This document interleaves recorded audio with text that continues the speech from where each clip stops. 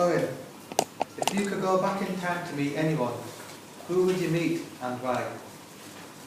If you could go back in time to meet anyone, who would you meet and why?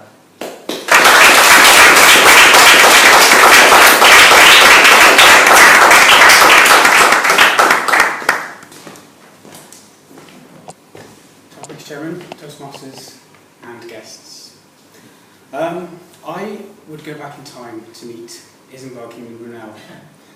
He popped up on our screens during the opening ceremony of the Olympic Games, and I thought that was the perfect person to represent what's good about Britain. It's the Industrial Revolution and the steam era which Edinburgh King Brunel represents is something that I've always been very interested in. And he is not just, was clearly not just an intelligent man, he was quite a character as well. I remember reading a book about him a few years ago, and he was extremely eccentric.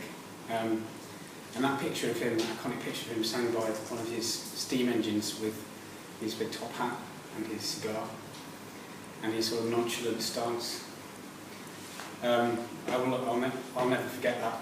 Whenever I hear his name, that's what I think. But also, I used to live in Swindon, which is a town, not particularly nice town actually, but it's somewhere which was only there pretty much because of him, because of the railways.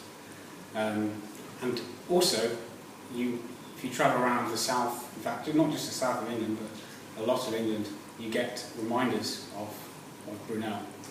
Like Paddington Station, whenever you pull into Paddington Station, you see the massive vaulting in the roof. Same with Temple Meads. I'm not a big railway enthusiast, but it does impress me, the kind of engineering feat which he managed to achieve hundreds of years ago using just manpower and brain power. None of the high-tech wizardry which we have these days. He managed to build tunnels, bridges, railway gauges which went to places that no one could dream could go. And that is why I'd go back and I'd shake his hand. Thank you very much.